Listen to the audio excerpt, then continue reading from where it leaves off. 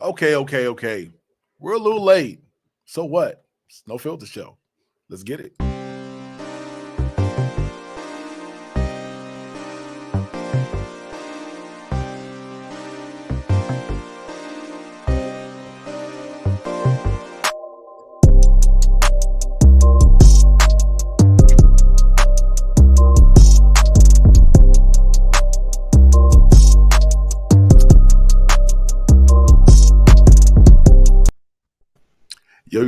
Yo, what it do, what it is, y'all. It's your boy Telling Me Rock, and you're now tuned in to the infamous No Filter Show. And as always, I'm joined by my great fucking co-host.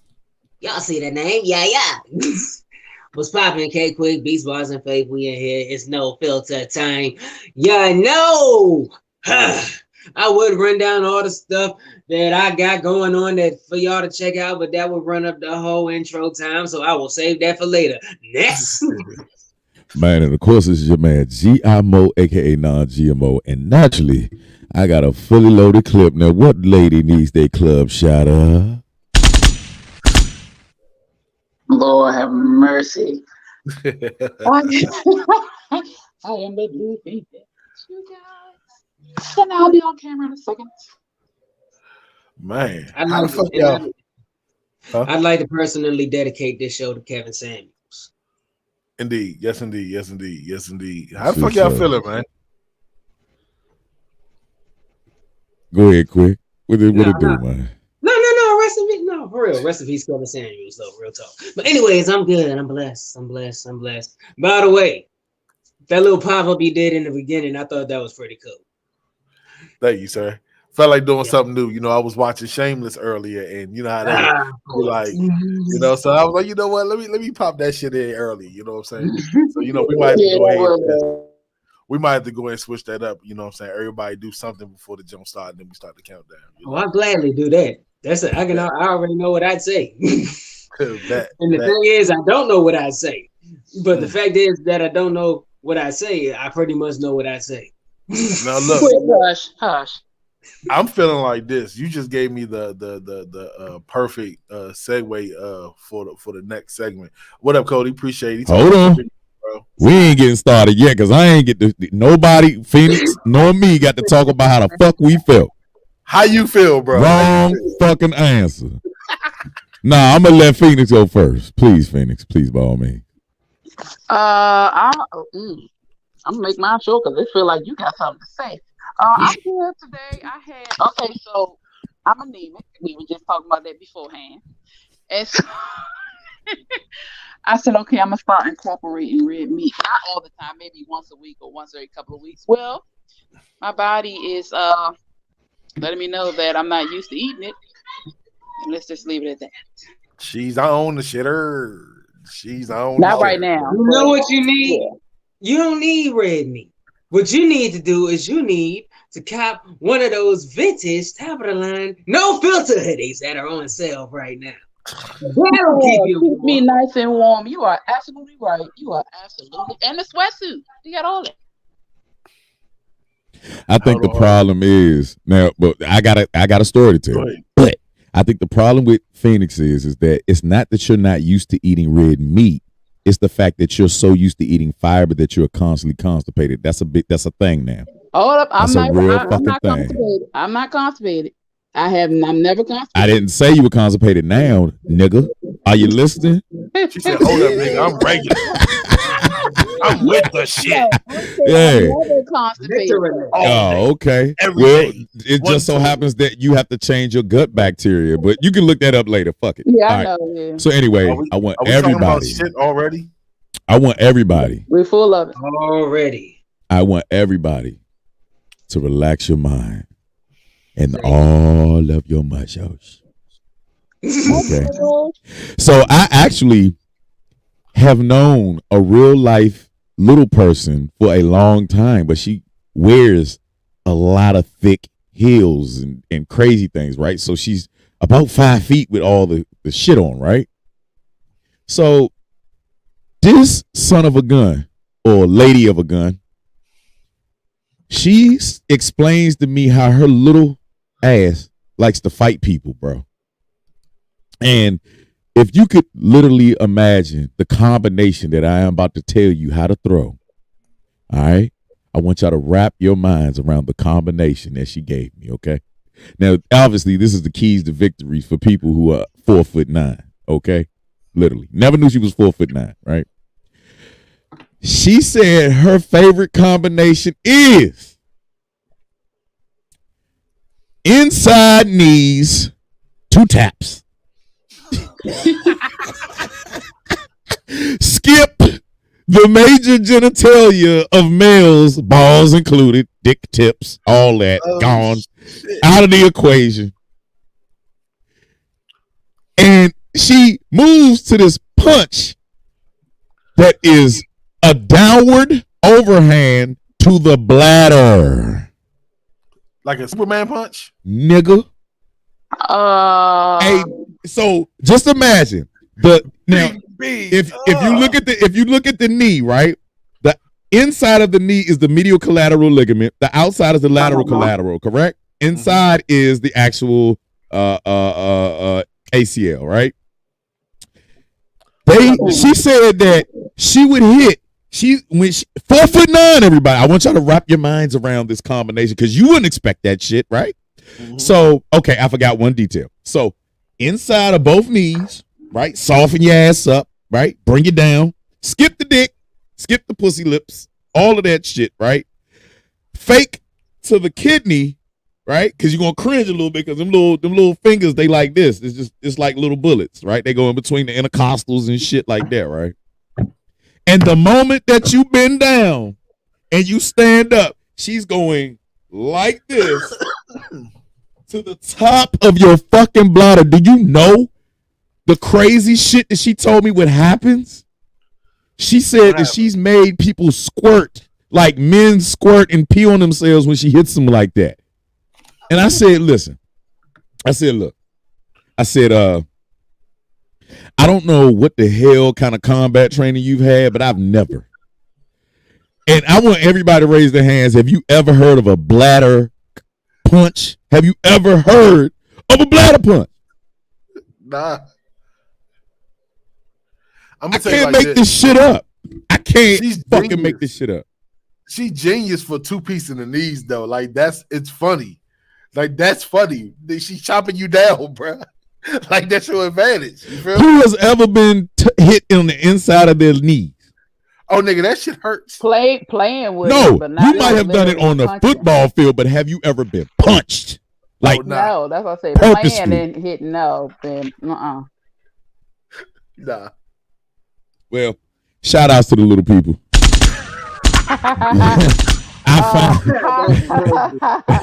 She's obviously been wearing stilts the whole time because I never knew because my mother's 4'11" and she looks taller than her. So this is crazy. God. Well, let's say hi Cody, hi Million, hi Nikki, what's happening, everybody? Adonis.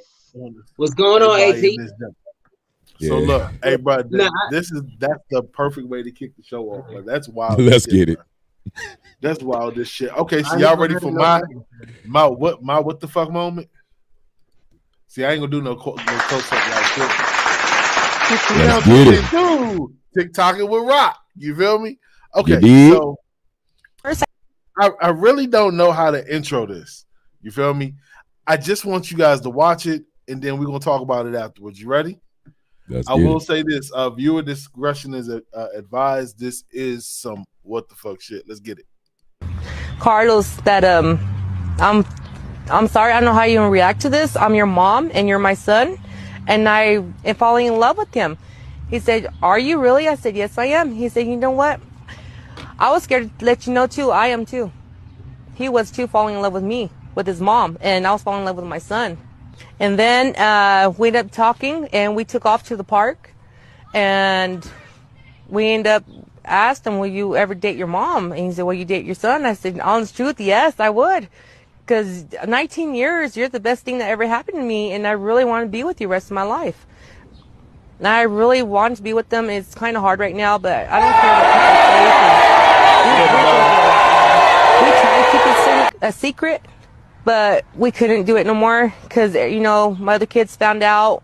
At first, they didn't like it. Then they started liking it. They they're accepting it. And my mom, my dad, my brothers, my family's accepting it now. This girl found out. So it's across the street from me, and there's a big old fight started, and she called me. She told my son Joseph something and let me know across the street, and she told me I better watch my back because I'm being incest. I'm not being incest. And she was outside cussing me out, so I went and go get everybody out of my house, and she got her family. Man, if you don't cut that bullshit off, and this is my awkward button. For some reason, it's a goddamn crow, right?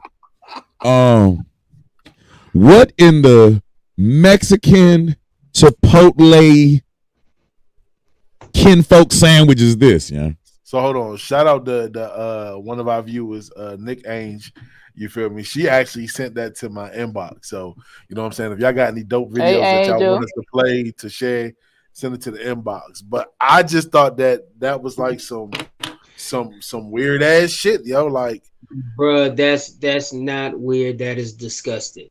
That is just, there's no other way around it. That is just nasty and this. Bro, wrong sound. Please. That takes Oedipus effect to the whole next level. That is just disgusting, and I'm gonna leave it there. Like, I really have nothing else to say or point on that, but that's despicable. It's disgusting. How would you feel if if like that was your neighbor? What the fuck you mean? First and foremost, I wouldn't know that much about my goddamn neighbors. I'm only gonna know you to a certain extent. Now, whatever you volunteer is what you volunteer, but I ain't prying because that's how you fuck around and get buried in the backyard or somewhere. Okay, I don't really want to get to know my neighbors that well. Okay, but I mean, eventually you're gonna see some weird shit like them holding hands or you know what I'm saying, something intimate, and it's gonna make you be like, "Yo, what the fuck?" No, because the only thing they had to goddamn do was sit up there and just downplay and just be like, that's my goddamn boyfriend. How the hell does a neighbor find out that you are boning your son? And the crazy part about it is the wave that he threw was so corny. Damn, is it that hard to get a green card now? Shit. I'm going to the back on that. You gonna suck your mother for a goddamn green card? Put me in the back, please. I just want to be in the back for the rest of this segment. And then her crazy ass gonna sit around this motherfucker and talk about, it's just retarded. I don't know why we're so slow. And, but I just love my baby boy and I love having dominant sex with him. What the hell, Bob? So let me ask you this. On the real, how often do you think stuff like this happens?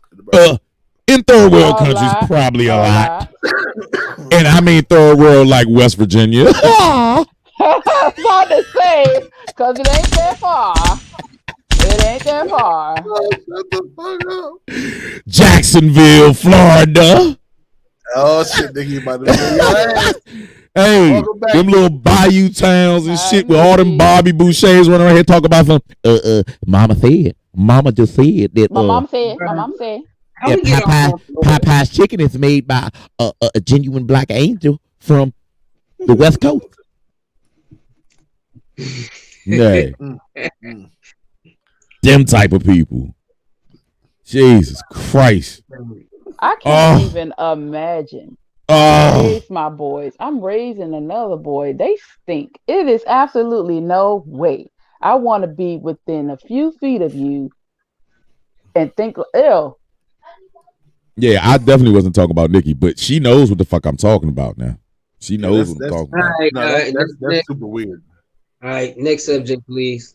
Oh, we ain't done yet. No. Shit. We ain't done yet. This is disgusting. Bro, what more is there to unpack? I want to know why her ass not locked up. That's what I want to know. Because it's consensual and he's old enough. He's old enough. When did it stop? But yeah, you're right. I don't think that incest. I don't think the incest is not actually a crime because you're ruining your fucking bloodline anyway.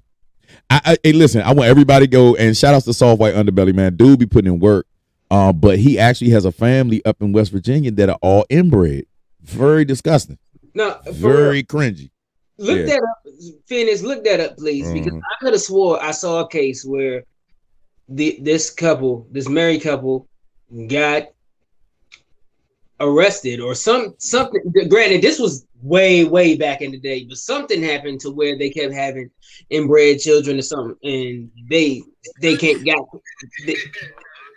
down on them for that, you know. But is that actually a crime? Because Mo says he thinks it's not, but well, I'm gonna look that up. Did you look it up, Rock? Because you were typing. Let me look that up. But let's be honest. As far as comparison to like Roe v. Wade and incest, I can bet that it only matters to people of another hue that just so happens to not be integrated with people of other hues. Okay, so it says sexual relations between family members who are not spouses, formerly known as incest, is illegal across the U.S. because of the harm that it causes to family relationships. And this was October 18th, 2021. And this is from justia.com. Okay. So it's a nationwide crime. Well, we would actually, see, that's the difference between how, and I'm going to say this, y'all, and I love my white people. I love my good white people. But them crackers, them goddamn crackers, this is the difference. Black people, listen, black people call that molestation.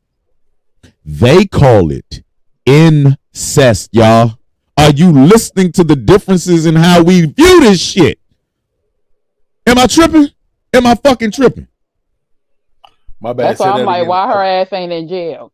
Because that's what I'm saying. Not molestation, right? That is usually considered molestation. We look at it as a perverse act. They look at this as a semi-perverse act. But remember, it's a lot of like back in the day, the white families used to intermingle to keep the pureness of the white men. Yeah. The Proctors, all them used to do that too. Yeah, we're gonna have, hey y'all, everybody out there, we're gonna have to let go of that self-love thing. Trying to keep a bloodline and shit. That's that ain't self-love and shit. Yeah, you better stop playing. But I always thought that shit was nasty because like growing up, my father used to fucking breed rabbits, and you know what I'm saying, rabbits fuck like shit. You feel me?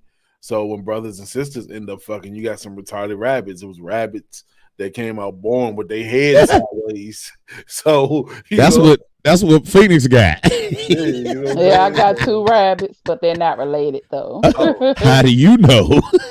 Because where's your AKC paperwork, motherfucker? I ain't never seen a rabbit. I ain't never seen a delicious, delectable rabbit come with AKC paperwork. Okay, they are meant to be eaten, and I must say, DJ Slicky, and I must say, I have a delectable actual recipe, and it considers them to be fricasseed, as they say in the country, fricasseed, and then you add gravy to them. It's the best rabbit you could ever eat. You are not eating the rabbits over here. It's better than chicken. Let me tell you like this: let an apocalypse come out or happen. Hey, I skin them, but I'm just saying at this moment. Nah. You're not going. If it's an apocalypse, you gonna get hungry, and you gonna want to eat. I just said I would skin them. Hey, you want at this moment? Just don't turn Korean and eat your same goddamn genus. Goddamn. No, it's a fact. No. Hey, look, you're shaking your head. But everybody knows North Korea is over there actually eating people in order to survive. It's facts. So Phoenix, it was on Joe Rogan, bro. Yeah. So Phoenix, you mean to tell me you just gonna skin the rabbit? You won't eat it? No, I said you gotta skin them and clean them. You gonna eat the balls and all. Hold on. Look, you know Phoenix is Mother Nature. Phoenix gonna make some socks out the fur. You know I'm gonna get the fur and do something with it. Exactly. She gonna eat the goddamn. She ain't never had rabbit chitlins, but I bet you she'll fuck them joints up. But let me tell you this. But let me tell y'all something. Let me just a quick balls and all to the wall. A quick digression, real quick. Okay. Now, when people say that, like because granted, I'm a pescatarian by choice. Mm-hmm. But when the PETA folks or people who are in the veg, like, we shouldn't be eating other living creatures, that's not how nature works. If they watched the Animal Planet or Discovery at all, or studied how animals work, I distinctly remember there are animals out there who hunt and eat other animals to live. That's how nature works. It's a food chain out here. So I'm just saying. But I digress. Man, don't nobody give a fuck about no damn food chain. We don't give a damn about 2 chains, food chains, chain gangs. 2 chains is I don't give shit, bruh. I rock with 2 chains. Nigga, look, the only thing I let go this year was pork, and I swear for God, I got 1 more month. I'm telling you, I'm going to fast this weight off, and 1 more month, I'm going back to pork, but I got to have me some fucking bacon. You don't need no bacon. Your life definitely sucks without bacon. Oh, I'm so fucking incomplete, bro. I feel like I have been how can I put this? Railroaded and blackballed from satisfaction of life, bro. Like, I go places and smell bacon and be like, God damn, that's sexy as a bitch. Pork is bad for you. You are so crazy. Yes, you know turkey bacon, bro? Man, fuck turkey. Nigga, I had turkey bacon the other day, bro. My sister's the only one that could actually cook turkey bacon. She could fry it perfectly. It did simulate regular bacon. Yeah. But I think she lied to me and she put that motherfucker in pork bacon fat because that shit was gracious. I was about to say, she probably put in some oil. She put it in pork bacon fat. There ain't no way in fuck she clean that pot. And I'm you know what? Yeah, you know what? Let me go. You know what? Let me go ahead, lock and load, and get ready. All right, we got a guest though, man. Go ahead and introduce our guest.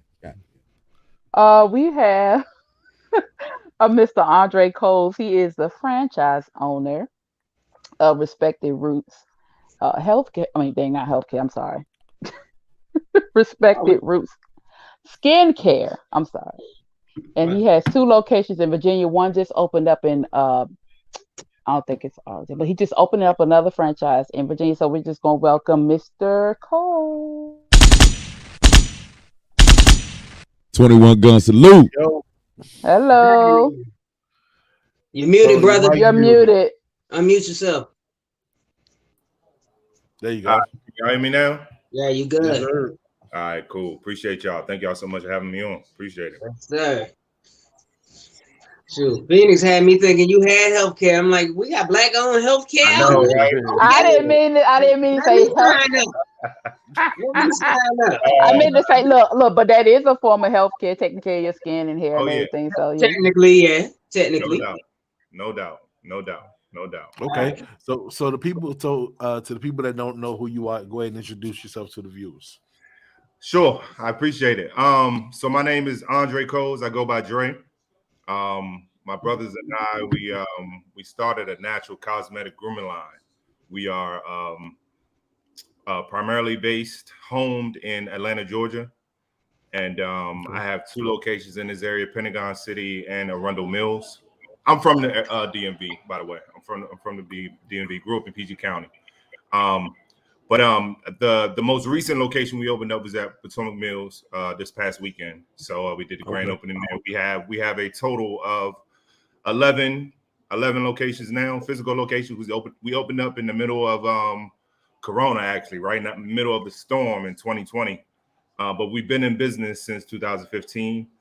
So we offer hair care, skincare products. They're all organic.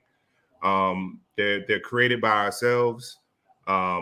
We built this for our people, basically, and then we've been able to be blessed and be able to be able to expand and keep it pushing. I mean, it's been a blessing to just get the actual feedback from people throughout the area that I'm from. You know, it's one thing to see it in Atlanta. You know, Atlanta is the mecca for cosmetics, but to be able to do it at home where I'm from. It's been a big blessing. So I couldn't be happy about the success that we've been having here in the area. Okay. So I got a question for you. So, being a black man, we got to take care of our beards. You know what I'm saying? It's always different ways. So, like, what was the process that y'all have coming up with the formulas to find that right balance to make our beards, you know what I'm saying, do what it do. Gotcha. Good question.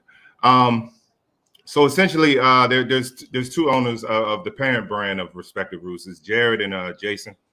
Jared is who we call our chemists, our in-house pharmacists. You feel me? So he actually started off with the actual product. Wanted to come up with a product that was good for our hair. Our hair is more coarse. We also use products that have petroleum in them.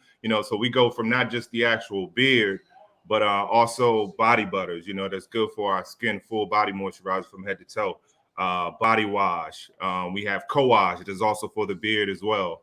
It has olive oil in it, so it does a really good job of preserving the natural oils in our face, because you can use it to cleanse your face, but it also olive oil detangles the hair in your beard. So being able to comb through that very, very easily. So we have our picks, our wooden picks too. Wooden picks are very, very good on the beard because it doesn't pull your hair out like metal or steel picks. Typically, when you see any picks anywhere you go, whatever, it's not a wooden pick. You see metal or steel picks. What do you see in it? Hair, right? You see hair. So we come out with our own picks. We also, when it comes to the beard, in terms of maintaining it, ensuring that it's getting all of the natural essential ingredients that it should have. We have beard conditioners. These beard conditioners have a jojoba oil in it, which helps to stimulate, promote healthy hair growth. So being able to combine these essential oils that are in our products from our co-wash, which helps to maintain it. Women can use as a makeup remover too. Don't let me forget that. But we also have these beard conditioners you're able to put into your beard too, to maintain them, to give them that shine, to be able to cleanse it. It has tea tree oil in it as well. It's a topical bacteria. So all the ingredients that you need in your beard to make sure it's maintained and you shining out here looking luxurious, basically. Yeah, okay. You feel me? Yep. But good question though. The founder is here. Speaking of luxurious shine, I knew he was going. If you haven't met me just yet, I am the founder of the Light Skin Coalition. Now, brother, you seem to be ahead of your time when it comes to light skin hair care. Now, us, back in the day when me and Rick James used to hang out, it was very greasy. It was just cherry curl juice everywhere, sir. As far as the formulations, because we're thinking about having you sign up for the Light Skin Coalition. We are looking for great soldiers and veterans, and the fact that you actually can get my knuckles just right, that'll be great. So, explain to us some of the ingredients that we aren't well aware of that you have found that works on the light skin people, the light skin power. Yes, sir. That's funny, man. I mean, again, what I was saying earlier, jojoba oil. Again, jojoba oil is an essential oil that helps to stimulate, promote healthy hair growth. We have tea tree oil, which can be found in our beard conditioners, our body butters, which is like our staple product, which is the topical bacteria fighter, also antiseptic too. When it comes to other products, we have body wash, has coconut oil, so it does a really good job of being able to maintain that moisture in the skin. Also, it's a good pre-hydration in terms of actually coming back behind it and putting in the actual body butter as a full body moisturizer. So that full body moisturizer that we have, it also eliminates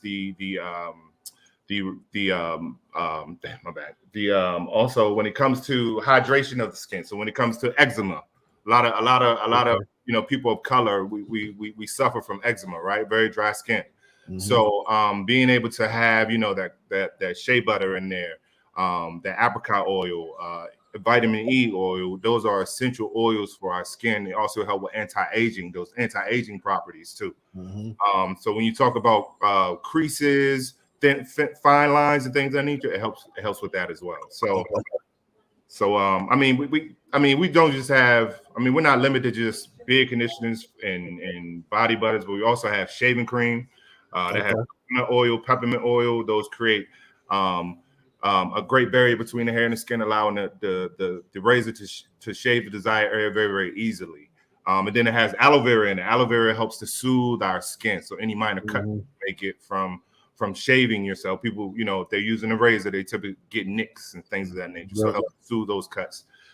We have a razor bump solution. Our razor bump solution, very powerful product. Again, has tea tree oil, which is an antiseptic.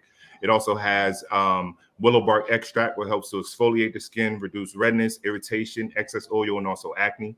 And lastly, it has licorice root. Typically, a lot of people who have acne or razor bumps, it'll leave blemishes on their skin if you pick at it. So basically, that licorice root will help return it back to its normal state and color. It's hyperpigmentation, basically. But that's what it has in the razor bump solution. So we have hand sanitizer too. A lot of hand sanitizers out here. We like to stay COVID free. I'm sure. Everyone's been affected by COVID. These days. So. We definitely like to stay COVID free. So we have hand sanitizer, has ethanol alcohol in it, and also aloe vera. Aloe vera, again, very good ingredient to use to make sure that your hands are hydrated and moisturized. A lot of these hand sanitizers out here now, they're watered down and they're alcohol based. They don't smell good. So we created an avenue for that too. So again, all of our products are all natural, all organic, and we manufacture and curate everything all ourselves too.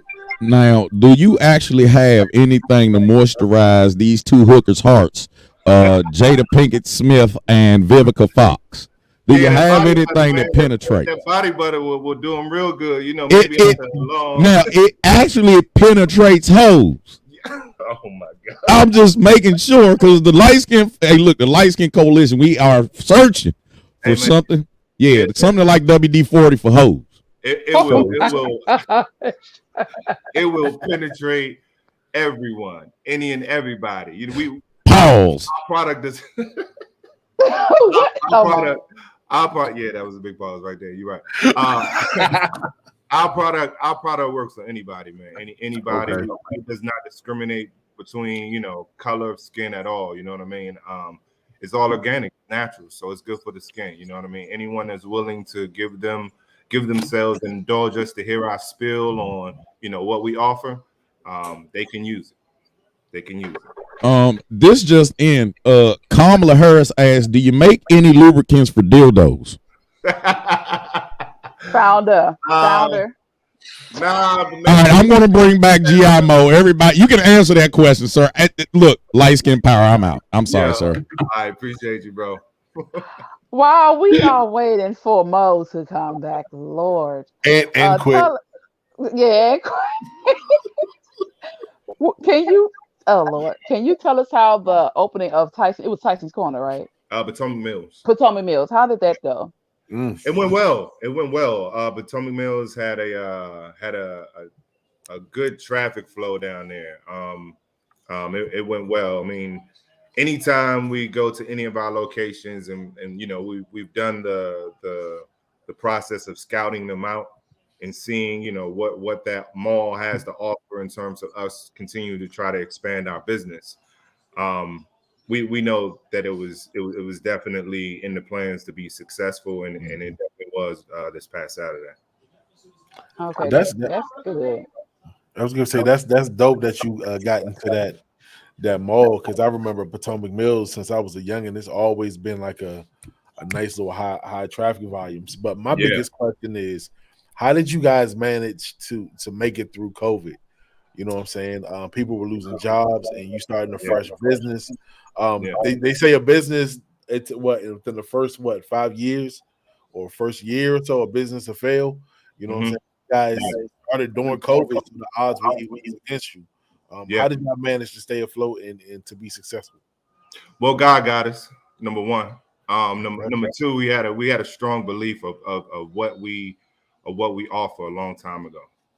Back in 2015 when the company started, and all the way up to when we really started to get out there in 2018 and do a lot of hair shows and things of that nature. We knew what we had. We knew we had. We were just looking for the right opportunity. But when it came to in the middle of COVID, I mean, we just hustled, man. We just grinded, man. We stayed out there, and we made ourselves accessible to a lot of people in these malls, and informed them of what we were capable of doing for their skin.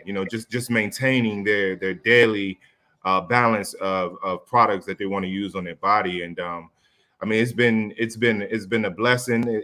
I'm not going to sit here and act like everything was has been all peaches and cream the whole time. You know what I mean? It's a grind, man. It's I mean, we're in the middle of, you know, malls, and you know, some people don't know us. Some people look at us as if we're just some mom and pop shop, and we're bigger than that. We've already had the idea. We already knew before we opened up our first location in Atlanta, Georgia, that we were bigger than what people just see us was in terms of being in these carts and kiosks.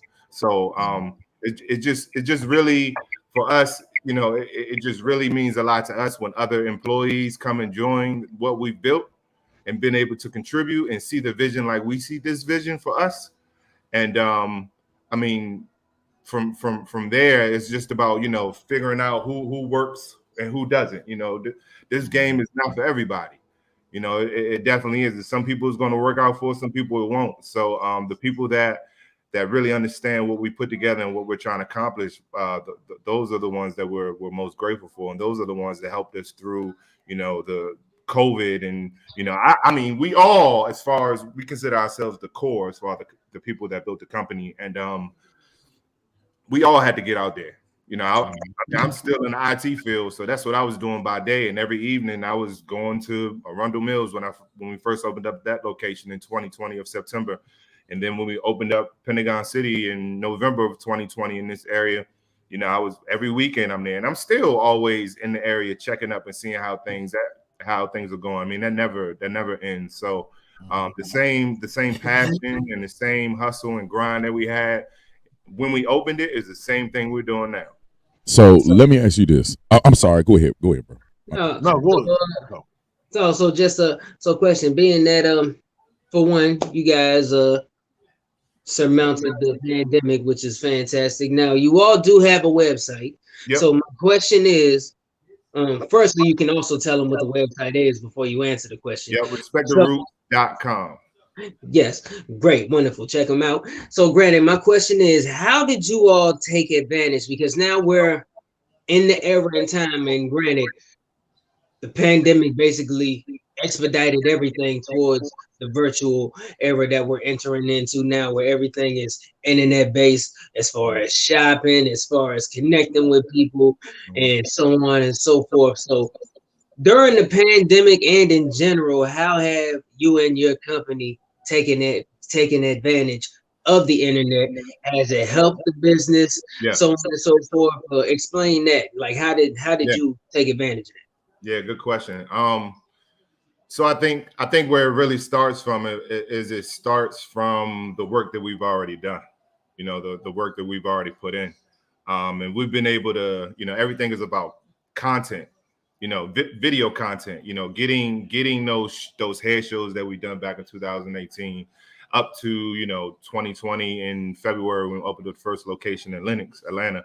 You know, we grab content. We grab a lot of content, and we use that content to be able to put that on social media platforms for being able to expose our marketing eye. So, I mean, there's definitely companies that we work with that are, it's a trial by fire type of thing, where, you know, you work with certain companies, you understand what they offer, and then you continue to kind of grow, and then you try to work with other companies who may be able to do things a little bit more appealing, or things that really, really help push the brand out further. So, I mean, we've outsourced to you know, models to be able to kind of do some commercials and infomercials for us about our brand. And then also, you know, post that on our social media platforms, and then continuing to fine tune the businesses that we've worked with to try to assist with our marketing standpoint. I mean, we even done some things in-house where we do our own marketing. You know, when it comes to our new products that are being introduced, or just marketing for the brand. Shoot, we all built this, so we taking pictures of ourselves and marketing, you know, what it is, because we are the culture. This is what we built. So we're using, you know, our photos and our videos that we're capturing at these locations that we had before we begin to, you know, grow exponentially, and use that as a piece to be able to add to our marketing and spread that more on social media. Nice. Now, I'm sorry, bro. Go ahead. No. Go ahead. Continue. I was just okay. With all of that being said, as far as marketing and is concerned, What has been the reception? Do you feel like you've had to rely on some of the major hair stores? You know, up here it's all hair store, like it's different. You know what I mean? Like women usually frequent those that are predominantly Asian up here. Yeah. Right. Yeah. How's that reception been? Have you had to work through the Asian community to get more to be seen, more exposure? No, not directly. Not directly. There have been avenues that we have explored in terms of trying to go into barbershops or beauty salons and, you know, offer them or at least inform them of what we offer as a business. But you know, sometimes it may not work for everyone, and sometimes we can't continue to just rely on that. So that's definitely been a ventricle of what we've been able to, you know, of our business, to be able to kind of, you know, follow through those particular avenues. But that hasn't been something we had to rely on, for the simple fact that, you know, in 2020 in February, we opened up our first location. We were successful. And then when we became successful at that location, it was a gateway to be able to expand our business and open up in different malls. So we haven't relied on it. I'll tell you this. I mean, I think what we're creating is something where, you know, we want to be in a position where the Asian community doesn't control the cosmetics. You know, they don't control that. Why are they controlling, you know, that, you know what I mean? As far as, you know, where our money goes to, you know, our money should be going to the folks who we look like, you know, who are doing who understand, you know, what we are trying to accomplish with our skin, and knows our skin very well. So, you know, we want to be in that lane, you know, eventually. I mean, that's the goal, to be in that lane where, you know, our people are coming to us to get their products to maintain their daily usage for their hair, skin, and their body. Okay, so now we're going to get into the franchise side of it, right? Yeah. So how did y'all brothers come together? How did you even make that happen? I know, because nowadays it's such a divide amongst us. Yeah. No, that's a great question. Again, God knew what he was doing, because to be honest with you, I was just flying from DC to Atlanta every month, because I do IT work. So I also still continue to do that. But with my employer, they were flying me down there because I have a customer down in Atlanta, Georgia, that I support. And just by flying in every month, and one day I was just at the gym, me and a coworker who works with the company that I am. We met Jason and Jason, who's one of the co-owners of the, you know, parent brand of Respect the Roots. And this was before anything even started. This is back in 2014, 2015. And we were at the gym, and he was leaving from playing basketball. Me and my coworker, we were asking him, where could we go as far as Atlanta in terms of hang out, you know what I mean, kick it or whatever. So we ended up hanging out with him, man, later on, and then exchanged them, and we just stayed in touch. And I mean, it just blossomed. Like, between myself and Jason, we became best friends. And then I mean, I've been there since the inception of the business, in terms of like rebranding everything and really kind of pushing the brand and getting out there to the people. So it's been on and popping ever since then. I mean, it's amazing. I mean, it was God sent. You know what I mean? That's the only way that I can put it, because we got all people from all different walks of life. You know, Jason's from Tennessee. Jared is from Detroit. We got a couple other guys who are part of the core. They're from, you know, Memphis, from New Jersey, from Louisiana. You know what I mean? All men of all different walks of life. So to be able to kind of, you know, put, you know, sometimes as males, sometimes we, especially black men, we can have big egos about certain things. So to be able to kind of put all that aside and be mature and understand what the vision was, and again, not knowing each other from a can of paint, but just willing to be like, you know what, I believe in this, and I believe in my bro right here who put this together and told us to come on, let's go, let's push. That's amazing, man. It says a lot. It says a lot. But that's how everything else blossomed to where we are now. So we did a lot of hair shows back in 2018, and then in 2020 we opened up our first physical location in Atlanta, Georgia, at Lenox Mall. Man, that's lit. And congratulations, bro. Yeah, thank you, man. Appreciate that. I have a suggestion. There is another wave that I don't think you've touched yet. Okay. Now, I went through the mall. Yeah. And I saw something very intriguing. Okay. I saw a vending machine that was selling weed bundles in there. Yeah. Like I said, just right outside, somewhere in the middle, like on the other side of the mall somewhere. Just put a vending machine filled with that beard serum you be selling. Right, I'm pretty sure through the roof. Put some of them hair picks in there. You good? Nah, that's a good thought too. That's a very good thought. I mean, vending machines, I think for some people who maybe don't know, like that could be a lucrative move. You get enough of them, put them in the right location, man. I own one. You own one, yeah. So you know what I mean. So now I think that's a, I'm not gonna say we're gonna do that tomorrow, but nah, that's a good idea, man. You just never know. The thing that kind of comes to my mind is just about butters. We got to make sure that we maintain that in the area where it's not going to get too warm. It can't be too hot. Yeah. So that's the only thing that from a product integrity standpoint that we would want to make sure that we kind of be concerned about. But now that's a great idea. That's another too. That and people want to sample. Yeah, they want to sample. So that's they always want to sample those products. Yeah. We are a tangible business too. You know what I mean? Like we want people to touch, feel, and smell our product.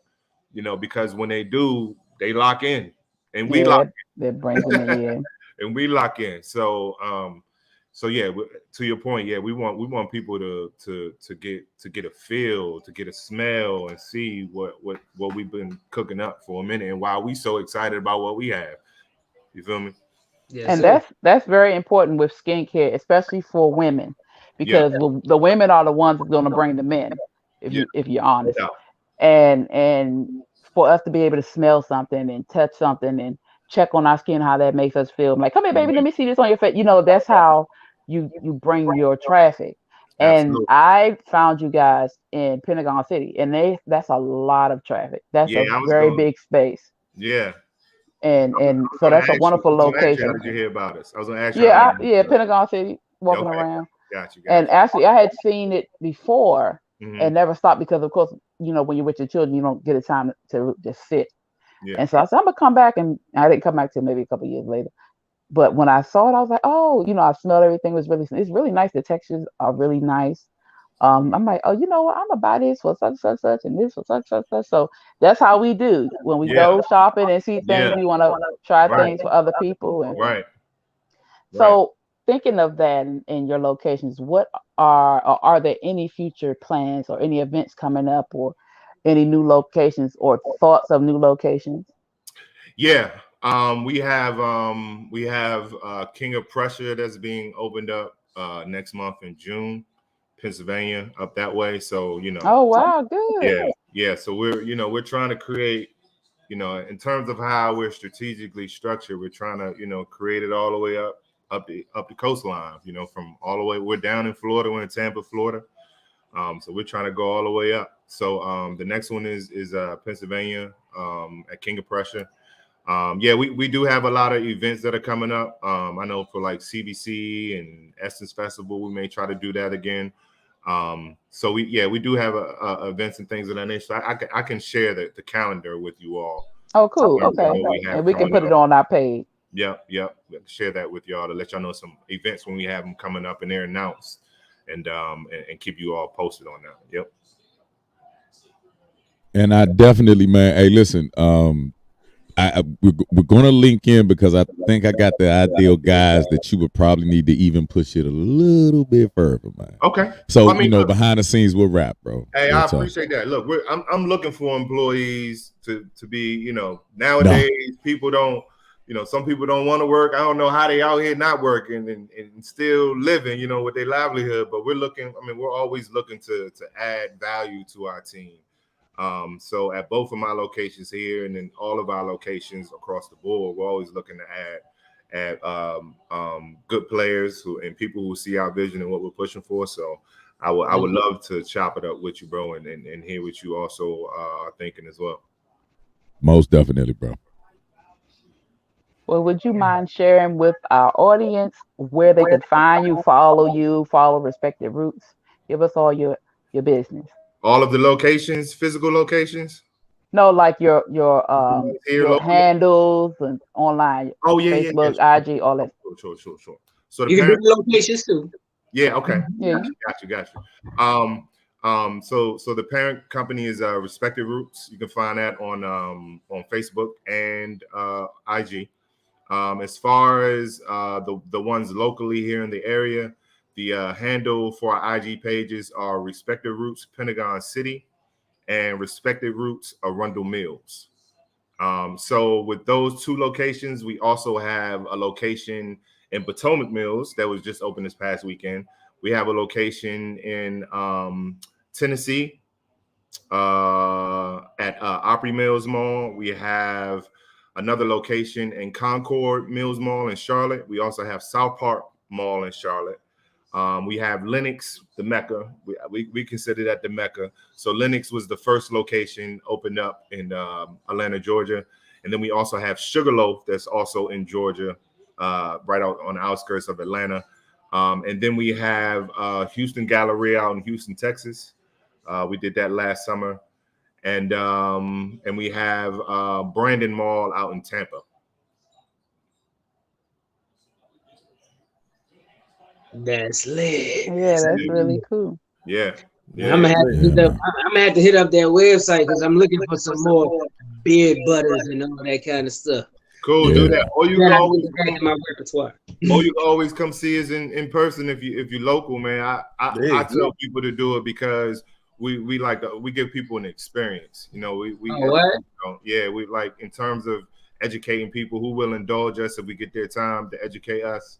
To allow us to educate them about our products. We try to make that an experience, man. Because it's very key and essential to our business. That's how we started. You know, we started in doing hair shows. You know, like it was nothing but black men that was out there selling products. So when you go into these malls, you know, for us, it's like going onto a showroom floor because that's where a lot of this really, really started. The heart of it, anyway, in terms of really, really boosting our visibility to customers came from doing that. So that's at the heart of our business in terms of, you know, how we want to make sure that we get our message across to people. We try to make that a great customer experience. So I always say, you know, definitely support us however you feel. But if you have an opportunity to come to the mall and just, you know, indulge us for a little bit and have our sellers and you know managers or assistant managers assist you to really show you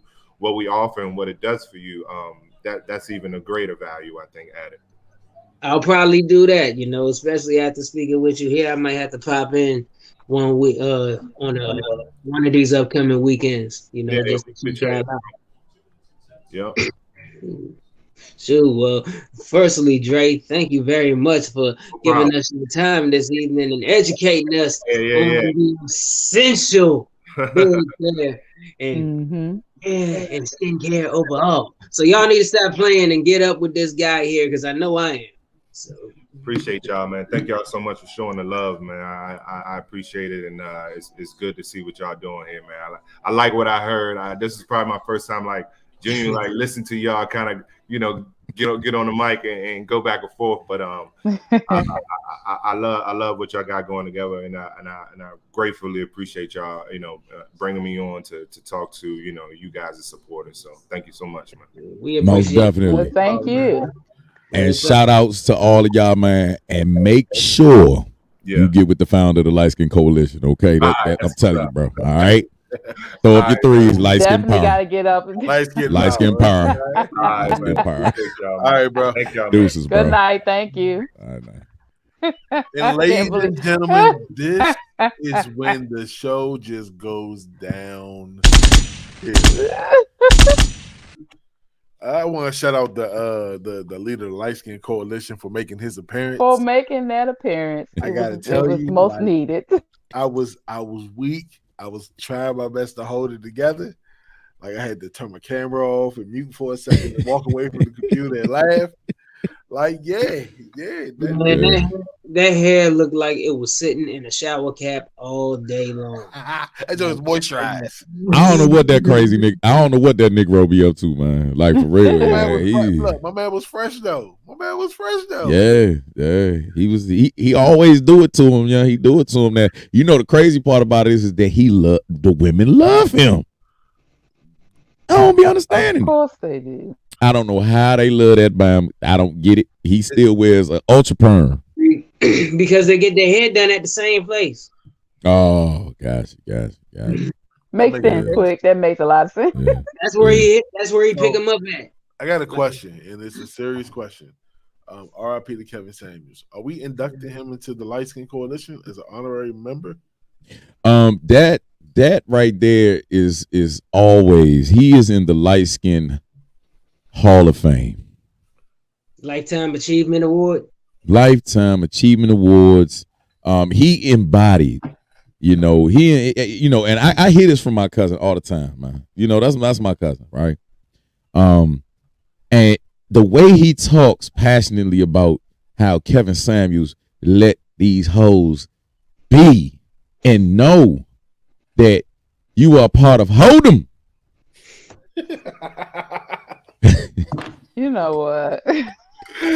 Ain't nothing like telling a hoe you need coffee and some business to mind. You understand me? Go to Starbucks and get your bitch ass back in the house, okay? Speaking of Kevin Samuels, there. You specifically, Mo. Hold him. Because known African American actress Vivica A has some coarse words to say about Samuels. So, what is your personal reaction to that? Shoot the shots.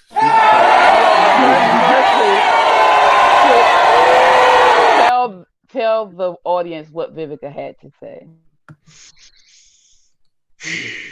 Well, I may not know it verbatim, but she said something along the lines of basically he kept attacking black women, targeting black women, and so on and so forth, and that karma came back and got him hard, and so something to that extent. So basically, reactions and thoughts. Bruh, her face looks like a fucking charcuterie board. Nigga, it looked like somebody took her face and put it in a app called Fruit Ninja and just sliced her ass to smithereens. She looked like goddamn what my man Corey Holcomb said. She looked like Jigsaw, my nigga. She looked like she been punched by Mike Tyson in each cheekbone.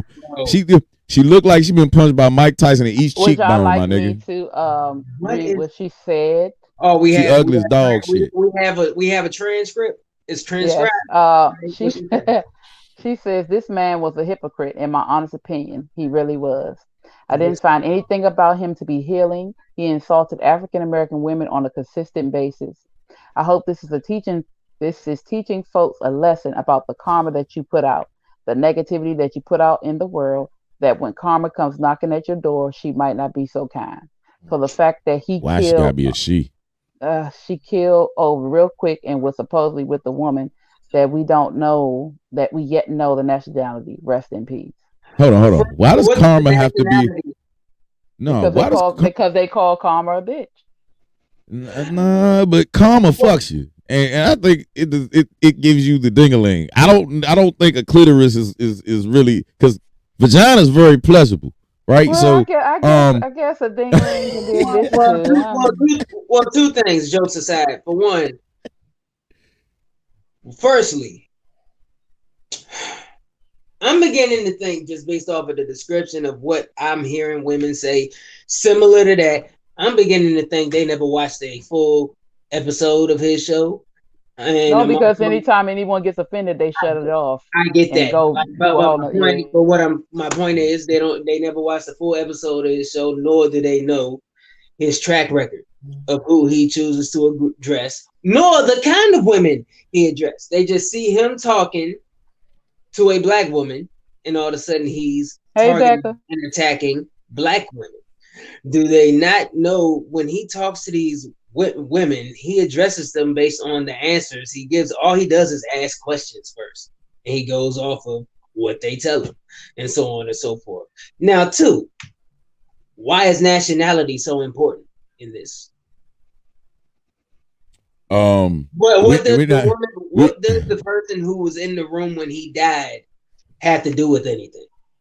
Well, because one of the things that, and well, not one of the things, but a lot of the times, the only women that were there for the glow up and just to get on camera and to actually be told about themselves was predominantly African or Black American and or Native American, whatever you want to call them, right? And then of course you had your foreign women that just want to be seen. You know what I'm saying? Very few white women. Because I remember Kenya G, she was on there, and I didn't know nothing about it until after that clip, and noticed that she was just out there just for the clout chase. You know, he also interviewed Nicki Minaj interviewed him, and he was a very classy gentleman. Never really never disrespected. She didn't disrespect him. He's had a slew of great interviews. He has ask the same questions to her as he did with everyone. And you want to know why? You never seen like that many different women of different nationalities on the show? Because they chose not to call. The women who voluntarily chose to call, knowing what they were going to say and what he was going to ask and how they were going to respond, were Black women or women of that predominant nationality. They chose to call or at their own will. And a lot of them called just to go back and forth with him. Right. It's called going viral. They most of them, I say probably a good 85% of them chose to go up there just to challenge him. Not to really get advice or have a conversation of substance, just to challenge him. Well, I'm pretty sure that, and shout out, he was a Pisces too. Shout outs to the Pisces, man. You did. But within his realm, anytime, and we always, as YouTubers, bloggers, things like that, we welcome the smoke. I think that's what, he was looking for too. I mean, that has to be an exhausting goddamn job day in and day out. Just repeating yourself over and over and over. I actually had to let go of his podcast because I already get the gist of it. Like, okay. There are ladies, there are B's, and there are H's. Okay. And he is speaking to the B's and the H's. You hear me? Wait a minute. Are you censoring yourself? The snitches and the snows. Snitches and the snows. Because I didn't want to. I've been saying it all night, but let's go for it. The bitches in the head. You might say, what are you sipping apple juice in the morning now? Yeah, I had water. Hey, look, I sip the apple juice, you're gonna be on the toilet. I actually like water in my apple juice. I have to dilute my apple juice, otherwise it'll make you doo doo. So you'll be on the toilet. Sorry, everybody. It reverts back to boo boo every time. But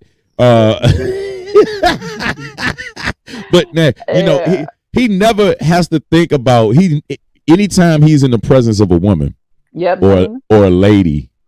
They're not, a lady and a woman don't think the same way. They're not looking for a come up. You know what I'm saying? They already are the come up. You dig? They are the ones that glam a man out as or make him complete, and they don't have to say anything, and they're not going to argue back and forth with a man. So I think that a majority of his audience, or the women, I should say, were the B's and the H's. Yeah. And then also what they never report, what these podcasters and everyone that speaks on Kevin never reports, the women that call back or give him messages of how he has helped them in their relationships, helped them find relationships, helped them within themselves, even the men too, because he started helping men. They never talk about this. He would go off on the men the way he would go off, it was the same way. But a lot of women have reached back out to him. They have come on the show to thank him. They never really broadcast that. They never do. And they never broadcast on how every time he, even like, especially on the moments where he has like a heated exchange, or at least on the woman's side, with the woman, he explains even after that how what his real intention was and what his real message was, which was really, really a positive one, which is really a positive one, and how the kind of women who choose to call in are literally showing what the problem is that he's trying to bring to light. They don't show that much neither. They really don't shed light on what his real intention was in his content. But like I said, some women look at well, I'll say the women who are like celebrating his demise are the kind that see the cover and they look at the table of contents, might read the first paragraph, then shut the book. That's all they know. Yeah. Fuck him. That never stopped him from making his money. It also didn't stop his crazy ass from drinking all the fucking Red Bulls and allegedly taking dick pills. I must do this. I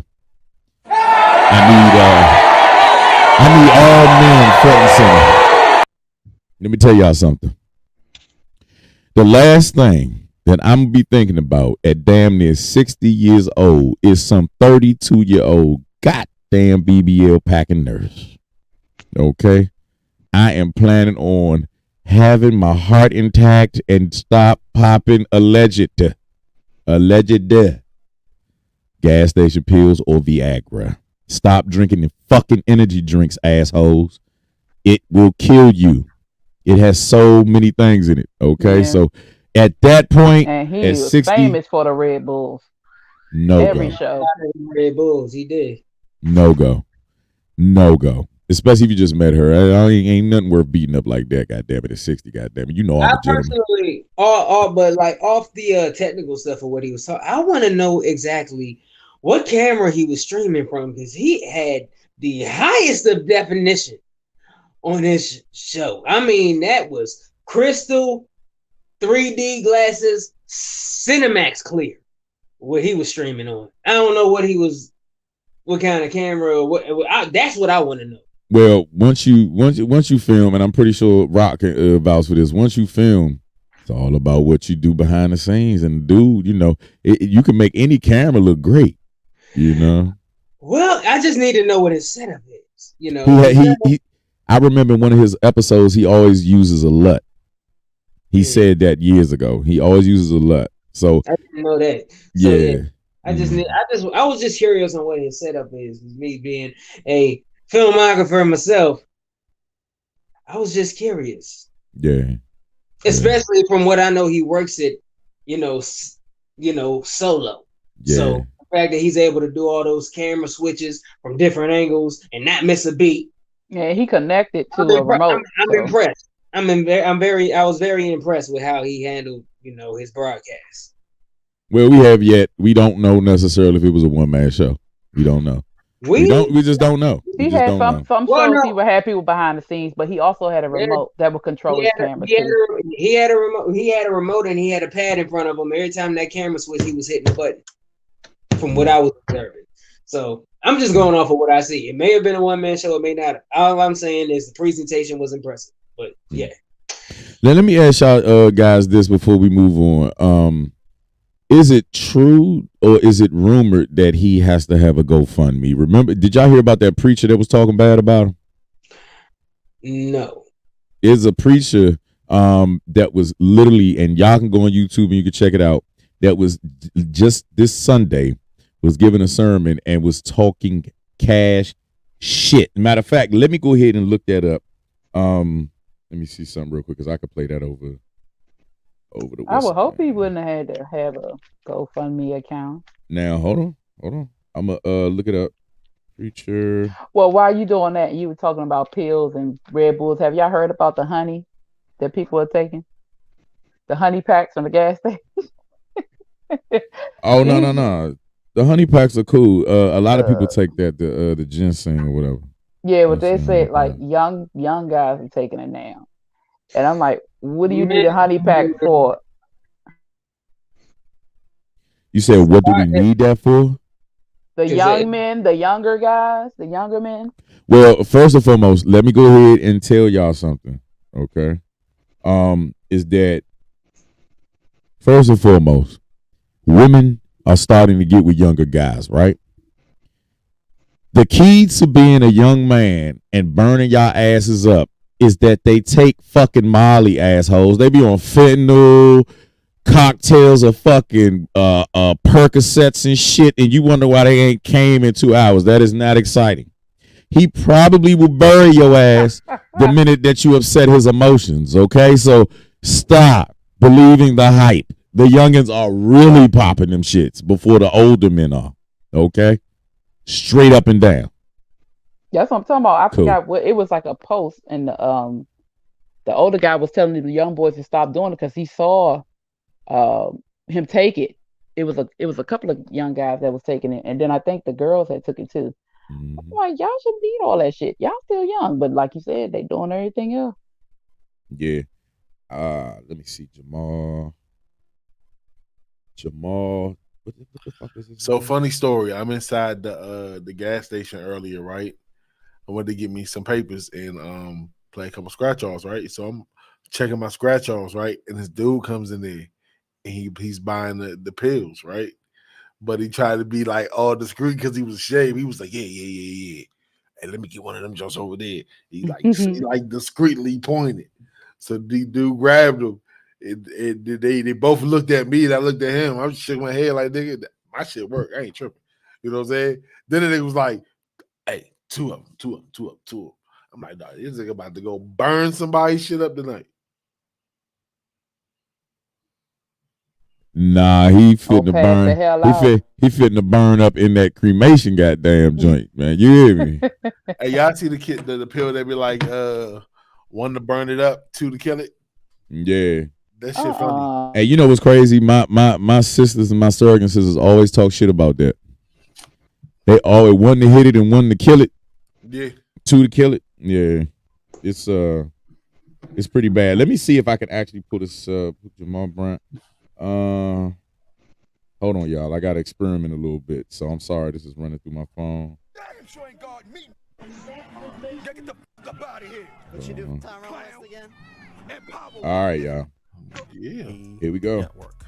That's Kevin. But on the other hand, there's shout out to O'Shea Reverend Duke Jamal Jackson. Harrison Bryant. He studied at Morehouse College, went to Baltimore, founded the Empowerment Temple, moved. Bryant got a young lady pregnant at his church. Around listening to men who have no authority.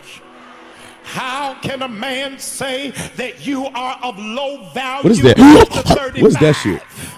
How can a man say that you do not have the level of traction of a high-powered man when that man has got to get a GoFundMe for his funeral?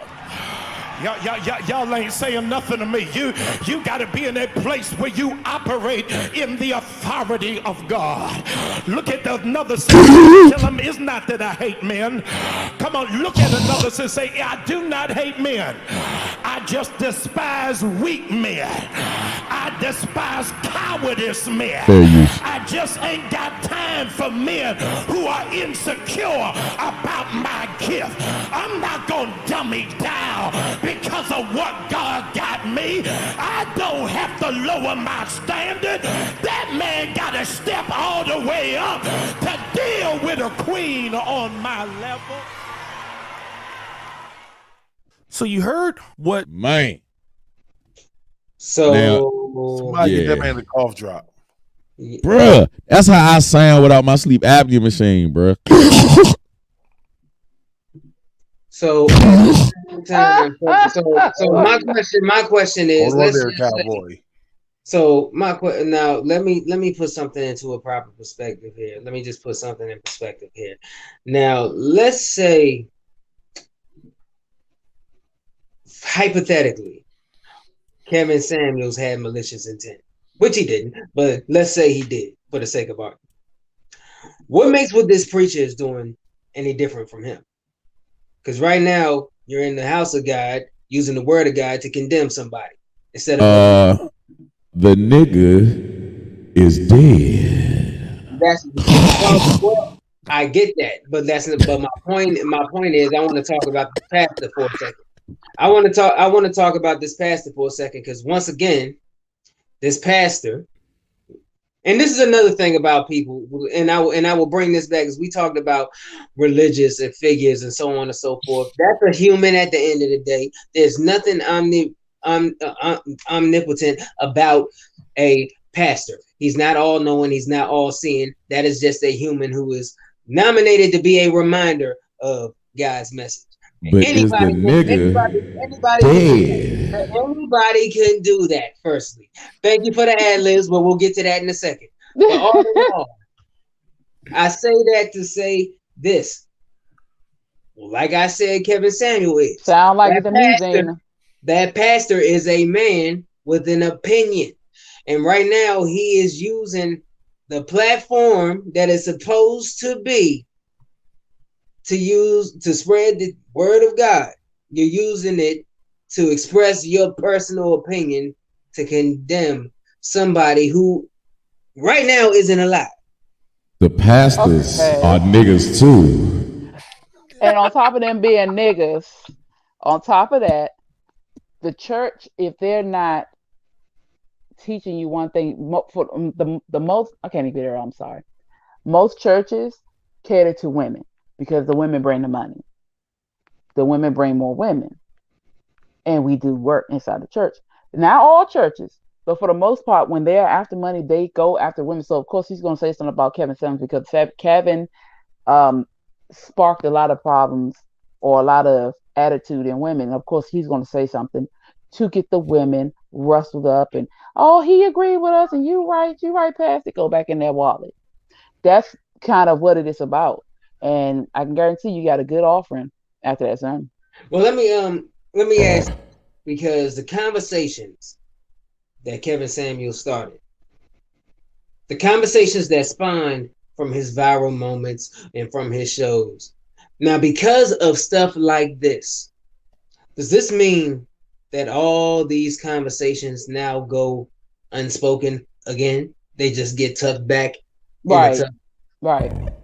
They're null and void now? They'll never be addressed? Hello. No, this is God. Hello.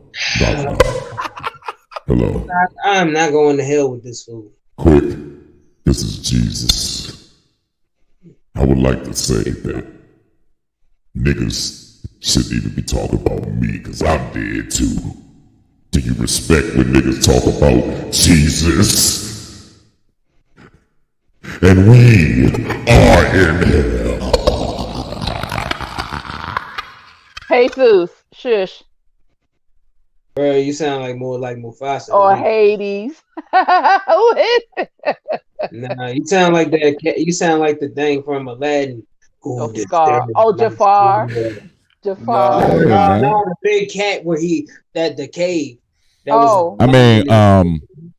That's easy when she's stretching in the morning. Like shit. Yeah. Hey, listen, but quick, for real. I have to really do this, bro, because what I'm getting from you is a lopsided view. You cannot equate what Kevin Samuels was doing without the name of God being involved, right? He never told everybody this need to be in Jesus' name. You better lose some fucking weight. He never said that, right? And you are not gonna sit up here and try to make these preachers seem like they all of a sudden they're allowed to make mistakes. I don't fuck with that. I don't fuck with it. Preachers ain't shit. Wait a minute. They are the main hoes and tricks. Well, not. Okay. All right. I'll tell you what. I'll take that back. I'm sorry. I'm sorry about that, bro. I'm sorry about that. If I misquoted you, okay. But to anybody out there that is following the leader, you know what I mean. This right here is a poor excuse of a nigga in a suit, in a plaid fucking suit at that. Okay. No,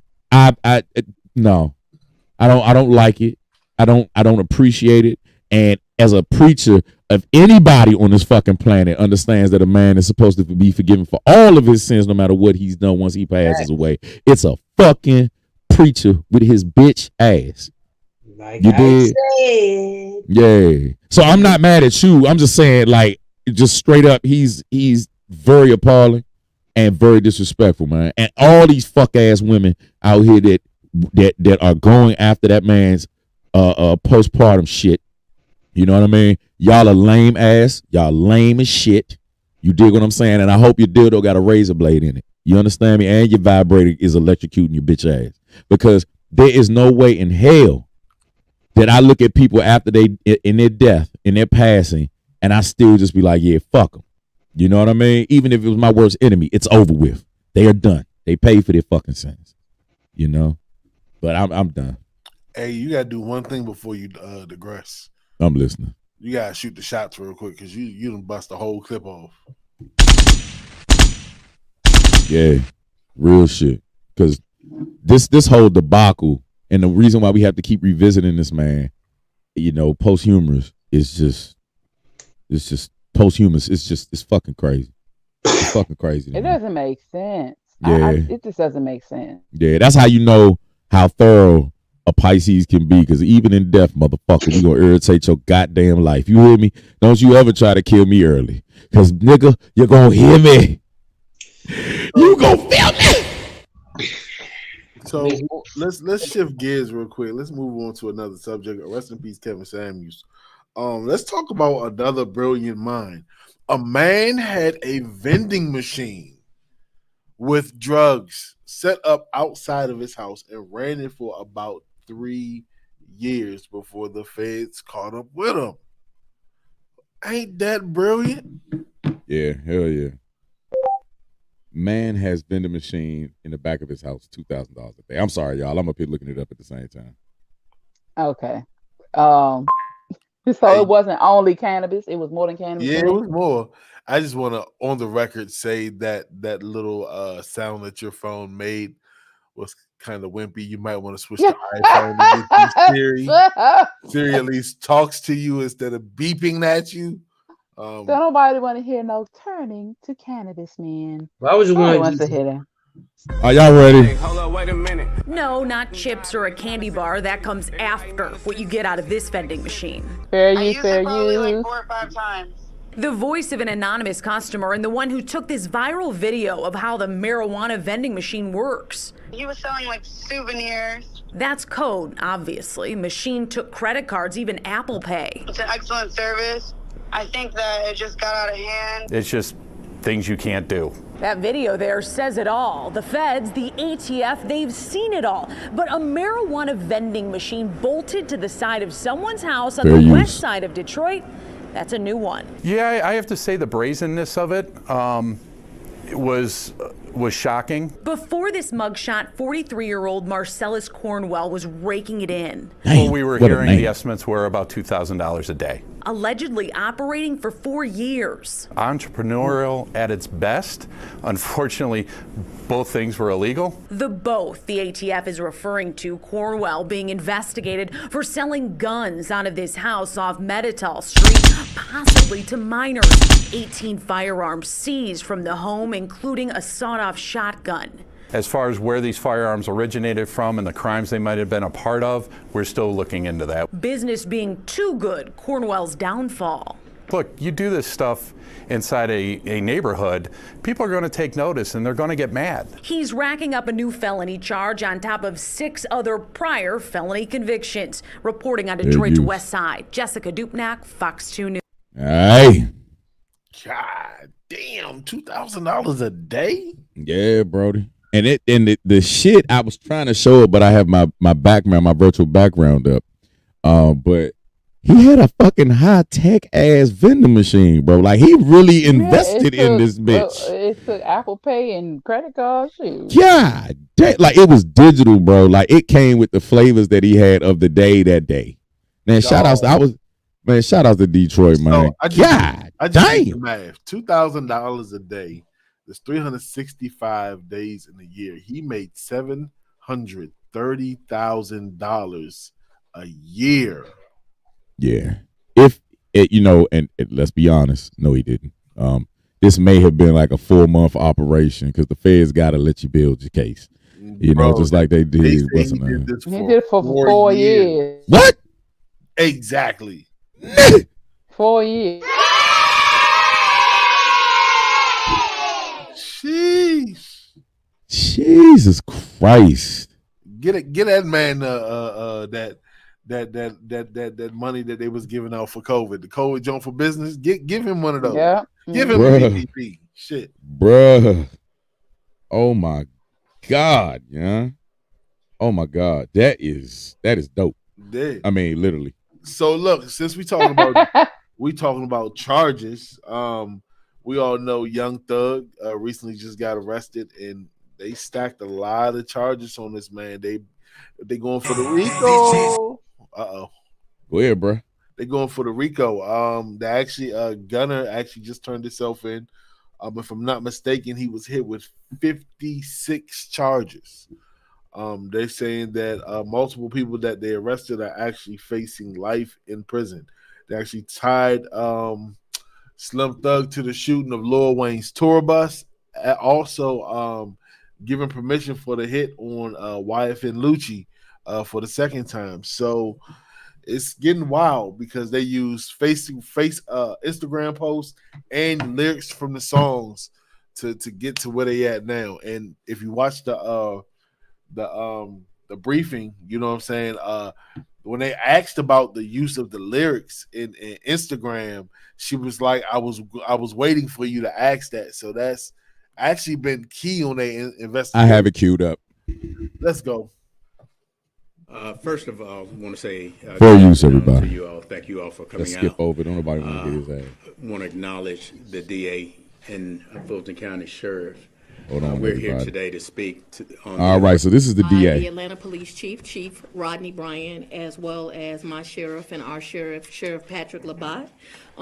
We are here today about a grand jury indictment that was returned that included not just Jeffrey Williams, which is of some notoriety and media attention, but about 28 defendants that operated within our community between the time period of 2012 and 2022.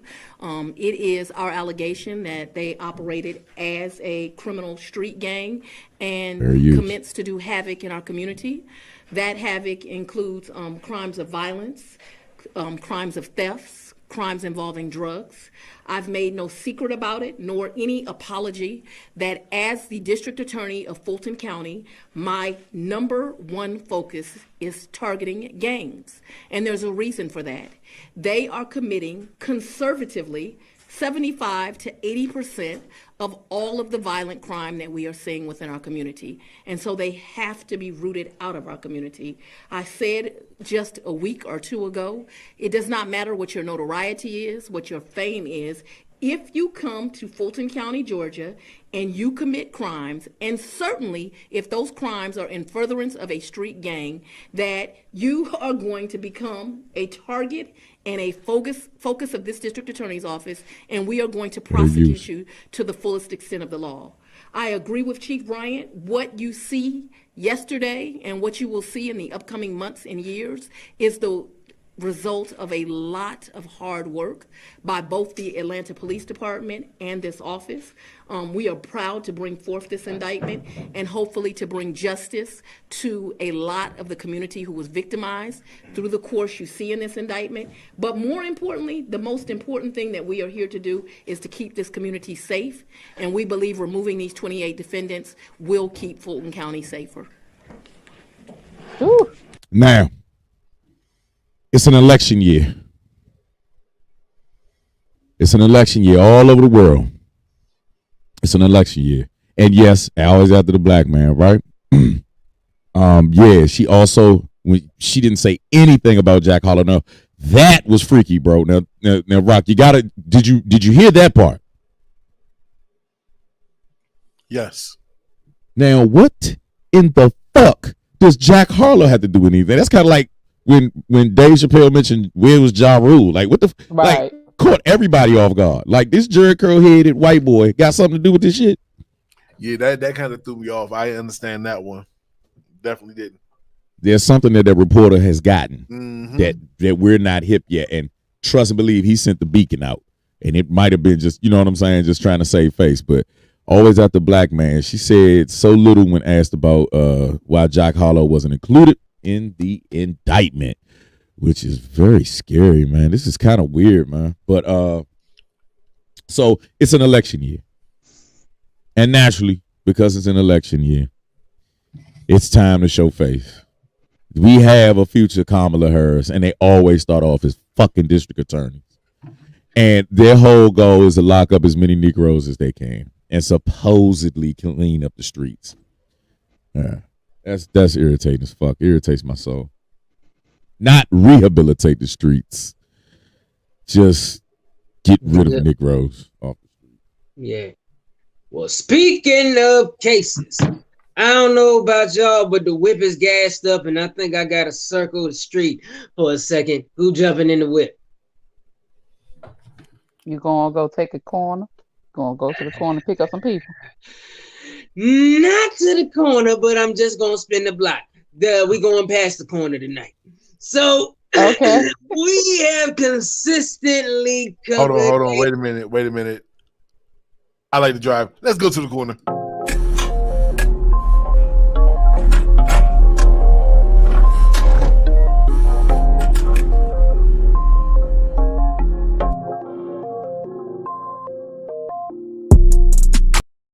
This is exactly why I don't give people the keys. Welcome to another rendition of Quick's Corner. Now, hone that in. Folks, we've consistently covered stories and cases, and we followed up and so on and so forth. And one we have consistently covered is the ongoing Tory Lanez and Megan Thee Stallion situation. We have been keeping everybody abreast as more information and more reports have been rolling in. And we have received yet another update for those who may not have known. So a recent report has been released. And in this report, it states that the doctor that had worked on Megan that night and, nursed her wound and so on and so forth, reported that the wound was caused allegedly, granted, it seems like every time a new report comes out, another piece to the puzzle is just magically appeared. But allegedly, this wound was not from a bullet. It was because she stepped on a piece of glass. Now, with this kind of information brought into the picture, once again, this kind of contradicts the last time that we covered this, because I think Star was on and she brought the info to the table, and we were pretty gung-ho that a fragment or two was in the foot, but now we are being told that it wasn't fragments, it was glass. What do we think? I'm currently uploading the actual picture. I pray that this is it. Rock, if you could check the inbox, this is the image of her foot. All alleged, by the way, folks. All alleged. All alleged. See if you could see. Oh no, he just said be right back. So we'll wait. But the images that I've seen of I've been doing my research, and of course, this is all alleged. Nobody wants to get hurt as a blogger. It's not our duty to be judge, jury, advocate. But nigga, I was there when Jussie Smollett was supposedly ass naked in the cold with a noose around his ankles, and getting lynched by some goddamn Aryans that just so happen to like cold bleach. I have never in my motherfucking life, black people know the truth, just like when we know all of our kids are part of the alphabet. Okay? There is not a Negro in sight that doesn't know when a Negro is bullshitting. Okay? Now, with that being said, allegedly. I was trying to send the actual pictures to Rock so that we can actually look at we'll put them up in the pocket, folks. Yeah, hold on. I'm trying to see if it works because it seems like I just sent the video. And yeah, that image is not fucking around. Let's see. Might have to hit the Google up. Yeah, now I gotta go to desktop and do it all over again. Homie. Let's see. But yeah, with that being said, I really be wanting to hear from the ladies because I definitely Star. Shouts out to Star. She couldn't make it on tonight, but she was gonna get it. There we go. So the images are now uploaded at the No Filter Show. I'm actually upload it into the feed as we speak. But yeah, this right here is her foot, right? Alleged foot. It says that it is hers. So our community standards, bullying, harassment, hate speech. I understand. Okay. So here it is. Let's see. Trying to upload that blicker chain. Well, I know from the jump. Yeah, it's not allowing me to do it. It's crazy. But I said that the way the pictures were originally, it looked like it was cut. It didn't look like it was a gunshot. Then the photos that they showed, was it on the Gail's show? It looked like it was a little bit, the stitching and everything. It did make it look like it was something there. But what was said, and it is in the report, so it's not alleged. Well, I don't know if we can say alleged, but it's in the report, the police report, that on the front page, the doctor that treated her said it was from a glass cut, from being cut. The original doctor. And then they went in with it's like two other doctors that's in the report saying that she had fragments or on her foot. I'm not sure because it's a lot of back and forth. But I said originally that looked like she had cut glass, the way her ankle was cut. Her foot was cut, looked like it was cut from glass. Outside looking in, it does not look like a gunshot wound to me. But I will say I could be wrong. Yeah, but it's not even a gunshot wound. They were trying to say it was fragments. From fragments. Whatever it is, it looks like it doesn't look like that to me. It does look like it was cut, but once again, I don't know. All of this is alleged. What's confusing me is, like you said before, last time we covered it, it said one thing and then it says this thing. I'm confused. I'm gonna actually, and then into our what's her name? If Rock, whenever Rock gets back, if he can post these so people can actually see. I actually am posting another picture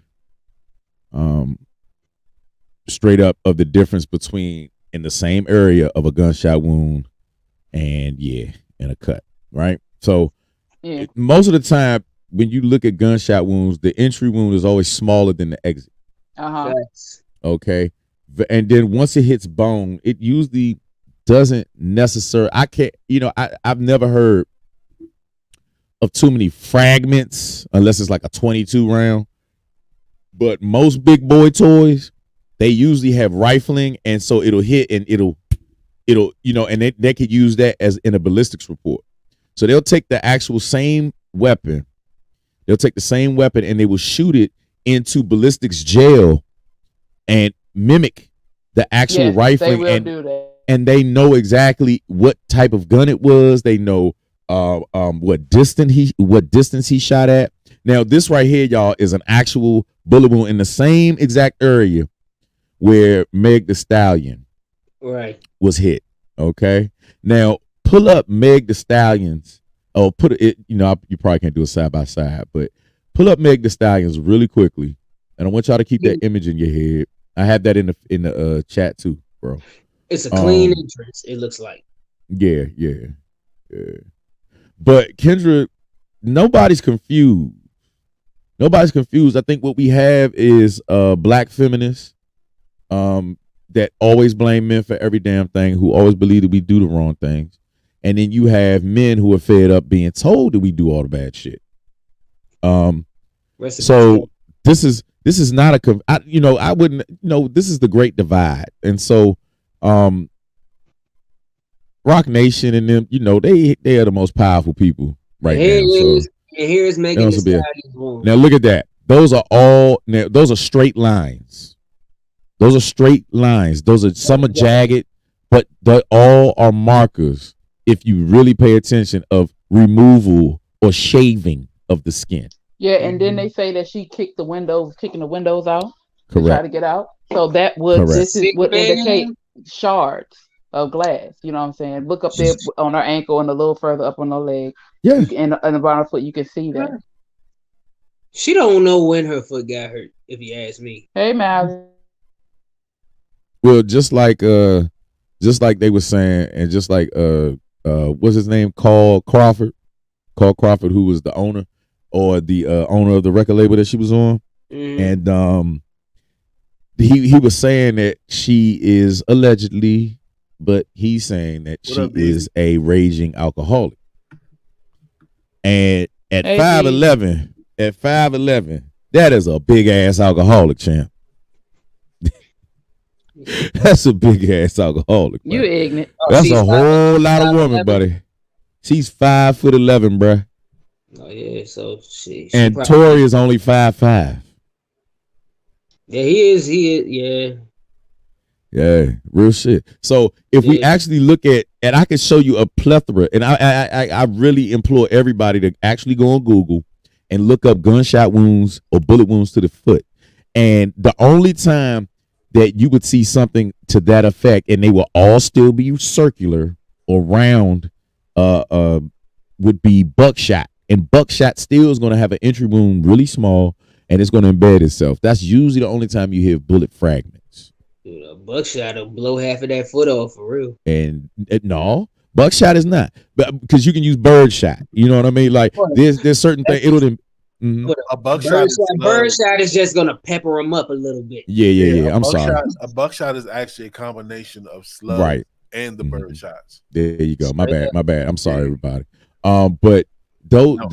But shotguns are damn sure they act just like any ballistic. They're gonna make a round entry wound small, and then the other side is gonna be fucking erratic. It's gonna look crazy. It's gonna be chaotic on the other side. Like I said, half that foot gone. Yeah, that's real shit. And the funny thing about it is that when they actually go for these medical examinations, a ricochet would just lend to give you concrete. It has been so weird because out of all the people that I've heard get shot in the world, a ricochet is the last thing I've ever heard of. I have a question. Did they ever say what caliber gun it was? They never. That wasn't released.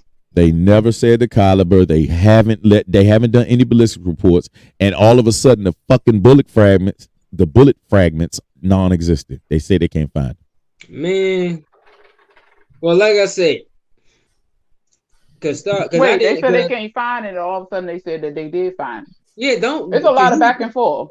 Because you would think when they took those out of her feet, they would like put that in like a plastic bag for evidence. They did, supposedly. But they can't find it though. So from the beginning, when they was said that she was shot, anytime a victim goes for a gunshot wound into the hospital, they are supposed to immediately report it to the police. Actually, when you are in the ambulance, the police is supposed to follow you to the hospital because now that is an issue. I don't think that happened, and the police in the initial doctor did not report it. So there's a lot of back. Well, let's not forget. And I want y'all to really open your eyes to the bullshit. This is now, we've had Drake, we've had Rihanna let her go from her Fenty line. Okay. When this would be prime time for her to be a representative for Savage Fenty. Drake unfollowed her, Rihanna unfollowed her. Right? On Twitter, right? Two of the most major figures right now let her go. Then on top of that, you have one of the GOATs of rap and who owns Rock Nation as her fucking mentor and, might I add, owner, who is trying to recoup money from Carl Crawford's company. and who is one of the most powerful billionaires that we could ever imagine, right? As a black male. What in the fuck do you think that you would do if you tried to make that investment in such a crazy ratchet ass woman? You're gonna lie. You're gonna make sure shake. My reach is far and vast as a billionaire, and everybody knows that The Rock is not to be fucked with. So, yeah. So I would suspect that the lawyers at The Rock, I can't just say Jay-Z, but the money that they have and everything that's going on, the stories were fabricated, and believe me, y'all, doctors can be bought. Okay, so. And police reports can. So yeah, I think that this is more so of a one of my conspiracy theories, and that the what was I about to say? And that California is already known for leeching money out of stars like that. And anytime a state, or especially the state, they just want the money. So Tory's just gonna have to live with that.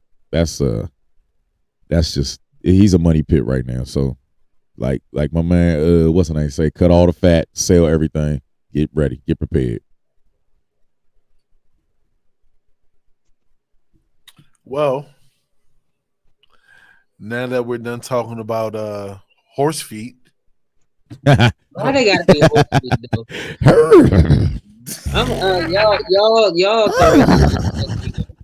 like for real. I didn't even know she kicked. By the way, for the record, I didn't even know she kicked the window out. So if that's I didn't know none of that. So if that's the case, like I said before, it's no telling when she got hurt in the foot. If she kicked out whole windows, man, I don't know. All I'm gonna say is this: if Tory beat this case, his next album is gonna be lit. It's gonna be called Foot Race. Hey, go ahead, son. I should request you go to the back for that. I should, but I won't. Man, don't nobody give a damn about no goddamn on Put him in the back, dog. Put him in the back. Put him in the back. He exhausted it. All right. So Phoenix over there meditating in the middle of the show. She's probably masturbating with the body butter that brother put on the show. Yeah, because she had to stop through there and get her some shit. Wait a minute. First and foremost, that is not on the website. I didn't buy anything yet. She over there doing the electric slide, bro. I was making me a salad because I'm hungry. Well, nigga, if you give it 10 more minutes, you can eat all the fucking salad you want, starting from the ass up. Whoa, okay. With that being said, we're about to wrap up tonight's show. Go ahead, kick it off with the outros. Well, y'all already know the vibes. It's Bees, Bars, and Faith. I am KQuick.com. Follow me at The Real KQuick everywhere. Thugger Remix, KQuick, Lazy Bone, Asylum out, Say Less out, new single dropping later this month. Album with Explode, producer dropping in June. Be on the lookout. KQuick, yeah. Man, and of course, this is your man, G.I. Mo, a.k.a. non-GMO, man. And guess what? I shot all my shots tonight. You heard me? So, if any of y'all is turn up pregnant, all right, I ain't the father. You dig? Unfortunately, you released 21 shots. So, here you are. And I am the Blue Phoenix. Catch me every... times 20. Anyway, you can catch me every Wednesday at... on both sides of the coin with Mo, the shooter here, and every Thursday at 8:30 with these fellow peepers. Yeah. I don't know if what you're doing right now, like you're jerking your finger off. Well, I guess I can say after that motion, I am Taylor May Rock. Follow me on all social media platforms at Taylor May Rock. The Phoenix left and came back and about to leave again. Her salad is. She had to toss her salad. Before we go, I got to you toss. How about that? What if? Whoa, Mr. Samuels. What if Mr. Samuels passed you the torch, G.I. Mo? What if all the women called you now? Oh man, for guidance. Oh man, it's simple. It's just simple. It would be a one word answer every motherfucking time.